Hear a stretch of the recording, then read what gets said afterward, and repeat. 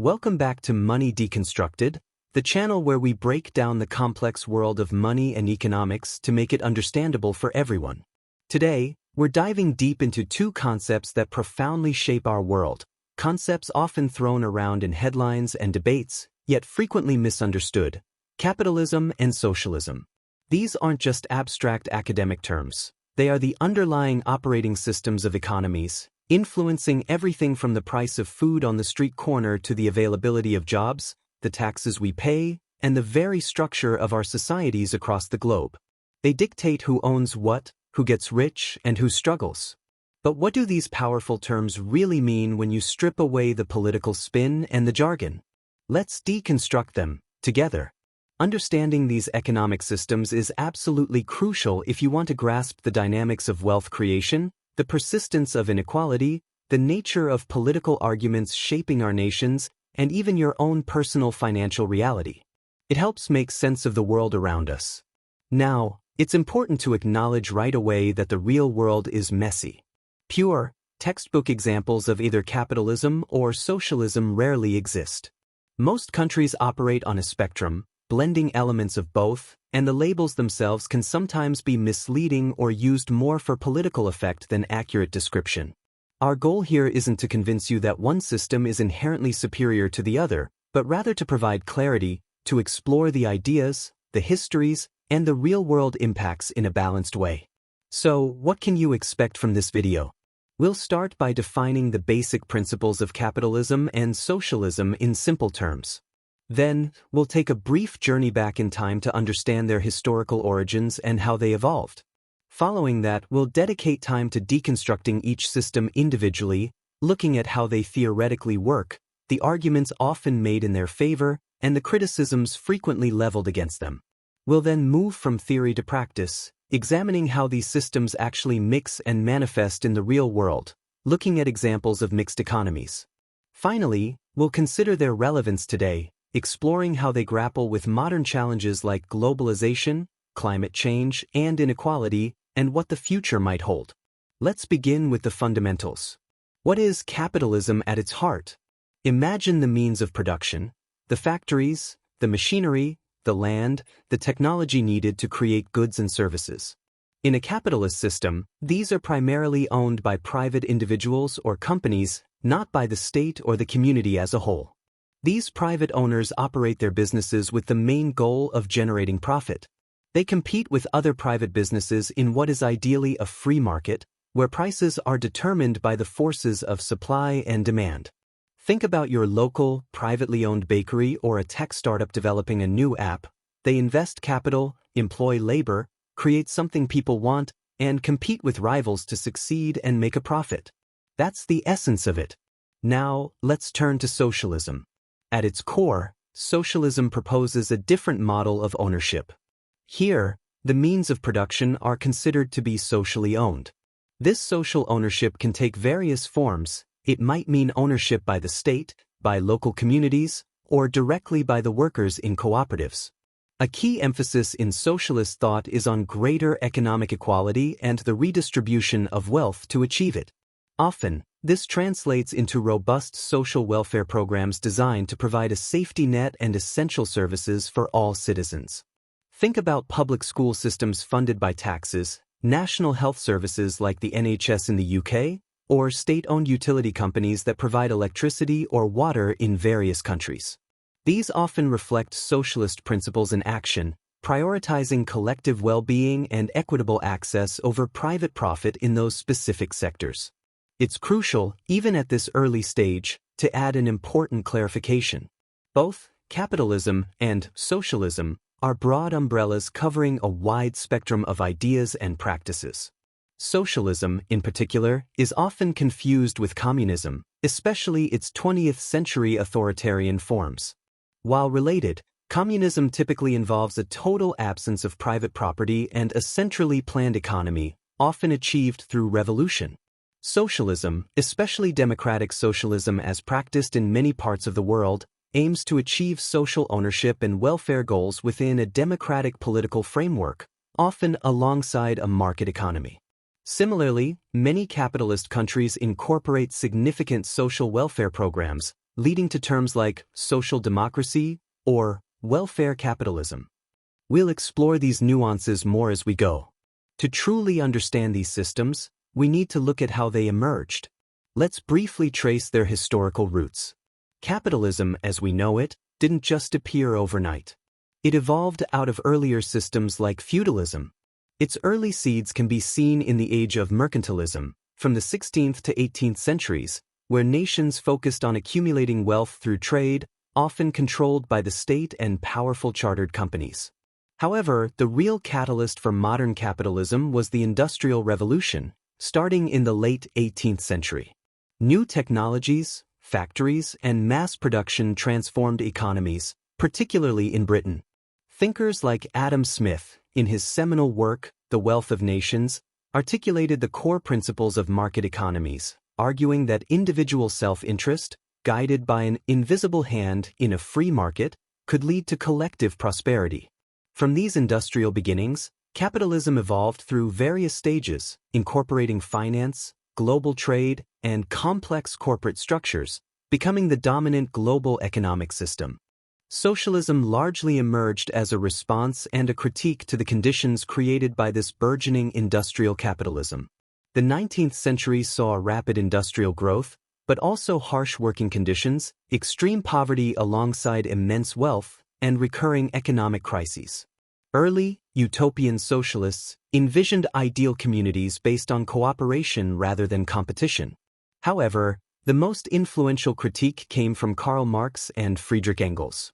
In works like Das Kapital and the Communist Manifesto, they analyzed capitalism as a system based on class struggle between the bourgeoisie, owners of capital, and the proletariat, workers, predicting its eventual overthrow. Their ideas spurred various socialist and communist movements. Over time, socialism branched out. Some advocated for revolutionary change to establish centrally planned economies, leading to the rise of states like the Soviet Union and others in the 20th century. Others pursued an evolutionary path, known as democratic socialism or social democracy, seeking to achieve socialist goals, like greater equality and social welfare, through democratic means, working within existing political systems and often alongside market economies. The 20th century witnessed the dramatic rise and eventual fall of many centrally planned socialist states, while social democratic ideas became deeply influential, particularly in Western Europe. Now, let's deconstruct capitalism in more detail. How does it actually function, at least in theory? Several key pillars uphold the system. First is the concept of private property rights. Individuals and corporations have the legally protected right to own assets, including the means of production. Second is the profit motive. The pursuit of profit is the primary driver of economic activity, incentivizing businesses to produce goods and services that consumers want. Third is competition. Businesses compete against each other for customers, resources, and market share, which ideally drives innovation and efficiency. Fourth are market mechanisms. Supply and demand interact to determine prices, signaling to producers what to make and consumers what is available. Fifth is the crucial role of capital and investment. Businesses need capital, money, and assets to start and grow, and investment fuels this process, seeking returns. Finally, labor markets operate where individuals sell their labor to businesses in exchange for wages. What are the arguments typically made in favor of capitalism? Proponents often highlight its unparalleled ability to generate economic growth and create wealth. The drive for profit and the pressure of competition are seen as powerful engines for innovation, encouraging businesses to develop new products, services, and more efficient ways of doing things. This competition also leads to greater consumer choice and variety in the marketplace. Capitalist economies are often seen as highly adaptable and responsive, quickly shifting resources to meet changing consumer demands as signaled by prices. When it works well, it can lift living standards and foster dynamism. However, capitalism is not without its significant criticisms and acknowledged downsides. Perhaps the most persistent critique revolves around inequality. Left unchecked, capitalist systems can lead to vast disparities in wealth and income, creating social divisions and potentially limiting opportunities for those at the bottom. Another major issue concerns market failures. Markets don't always account for external costs, like pollution generated during production. These are called externalities. They can also lead to the formation of monopolies or oligopolies, where a few firms dominate a market, reducing competition and potentially harming consumers. Critics also point to the potential for exploitation, arguing that the drive for profit can incentivize businesses to exploit workers through low wages or poor conditions, or to deplete natural resources unsustainably. Furthermore, capitalist economies are prone to economic instability, experiencing cycles of boom and bust, periods of rapid growth followed by recessions or depressions, causing widespread hardship. Finally, a fundamental ethical question is often raised. Does the relentless focus on profit sometimes overshadow other important human values and social goals? Having examined capitalism, let's apply the same deconstructive lens to socialism. How does it work, keeping in mind its diverse forms? The cornerstone is social ownership of the means of production, which, as mentioned, can mean state ownership, community ownership, or worker cooperatives. Flowing from this is a strong emphasis on reducing economic inequality and redistributing wealth, often through progressive taxation and social spending. A key feature is the provision of universal social welfare programs, things like public health care, education, unemployment benefits, and pensions, aiming to provide a basic standard of living and opportunity for all citizens. How resources are allocated varies significantly. Some historical socialist models relied heavily on centralized planning, where the state dictated production targets and prices. Other models, often termed market socialism, attempt to combine social ownership with market mechanisms, allowing prices and competition to play a role in resource allocation while retaining social control over key industries or ensuring profits are distributed more broadly. What are the arguments traditionally made for socialism? Its advocates emphasize its potential to create a more equitable society by reducing the vast disparities in wealth and income often seen under capitalism. The provision of robust social safety nets offers economic security and stability to citizens, protecting them from the worst effects of unemployment, illness, or old age. Socialism is also seen by some as better equipped to address market failures directly. For instance, the state can regulate or prohibit polluting industries or invest in public goods that the private market might underprovide. More broadly, proponents argue that socialism prioritizes the collective well-being and common good over individual profit maximization, fostering a greater sense of community and solidarity. Naturally, socialism also faces significant criticisms and challenges. A major concern revolves around efficiency and innovation.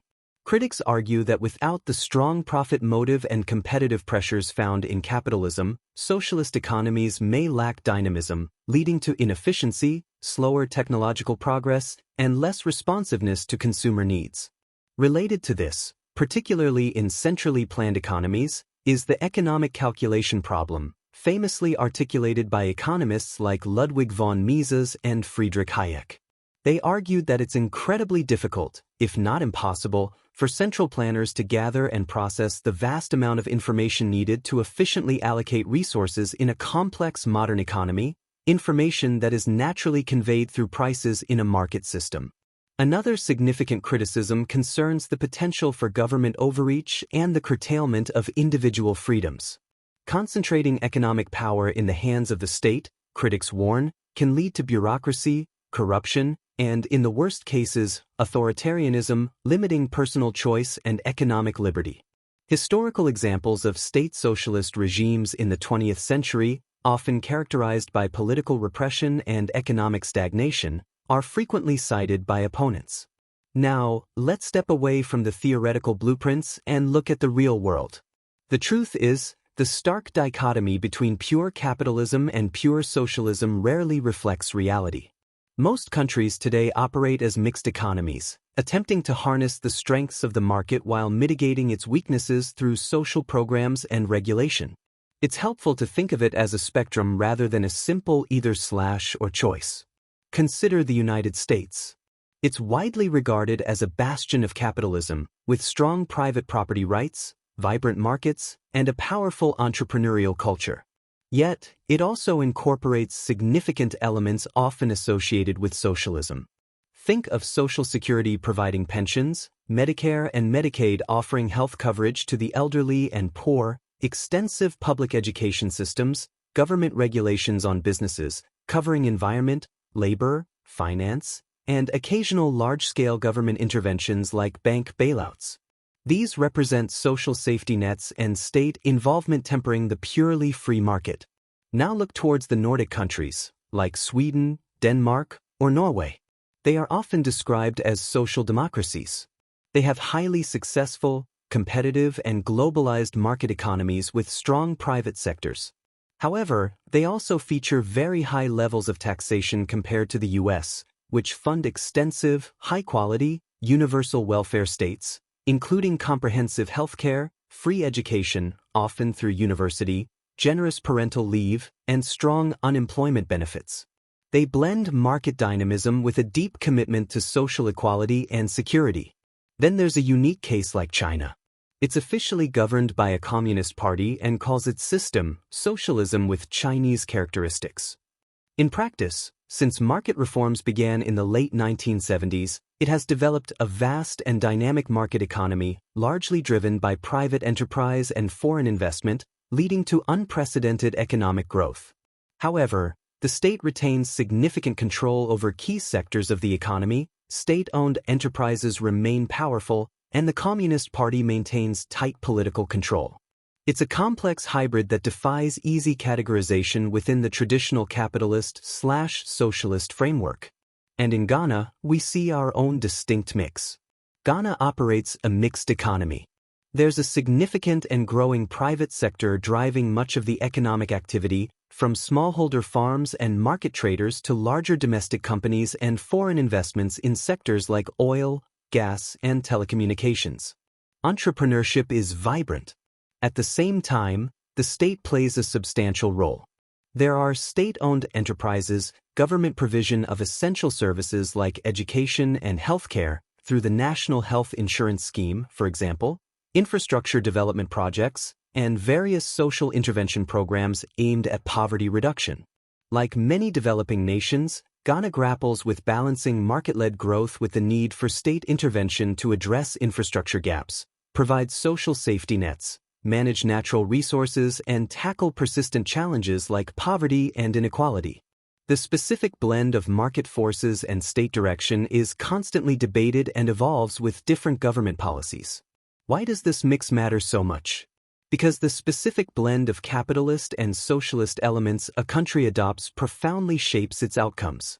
It influences the level of income inequality, the degree of social mobility, how easily people can improve their economic standing, the overall stability of the economy, the quality and accessibility of public services like health and education, and ultimately, the quality of life experienced by its citizens.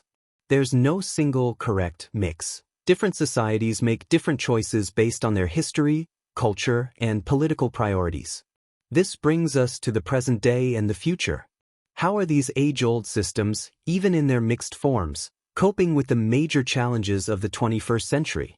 Globalization continues to integrate economies but also creates winners and losers, potentially exacerbating inequality both within and between nations.